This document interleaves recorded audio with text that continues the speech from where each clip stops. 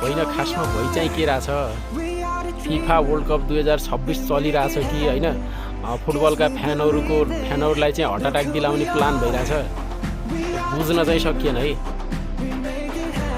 उता फ्रान्सको रफ्तार त्यस्तो खतरनाक छ। अस्ति चाहिँ ग्रुप स्टेजबाट पोर्चुगल सेकेन्ड नम्बरमा परेर उता फ्रान्सको ग्रुपतिर गइदियो होइन।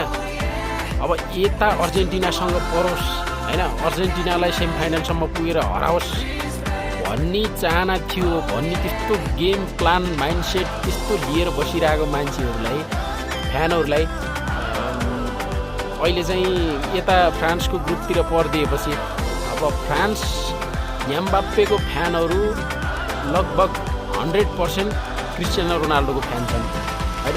त्यही दुइटैले पहिल्यै जुदाइदिने प्लान भएपछि त हामी चाहिँ के गर्ने त धेरै गाह्रो भयो नि त। ल है त त्यही पनि दुइटै टिमलाई पोर्चुगल र फ्रान्समा एउटा चाहिँ पक्कै पनि फाइनलमा उता अर्जेन्टिनासँग भिडन्त हुन्छ। हाम्रो चाहना अझै पुरा गर्ने हो भने अर्जेन्टिनालाई पहिल्यै नकआउट सेमिफाइनलतिरै चैट गरिदिनुपर्छ है। हामी चाहिँ एकदम खुसी हुन्छौँ। तपाईँहरू चाहिँ नरिसाउनु होला है, यो फुटबलमा यस्तै हो है। प्रतिद्वन्दी खेलमा प्रतिद्वन्दी भयो जस्तै फ्यान फलोइङ पनि प्रतिद्वन्दी हुन्छै हुन्छ।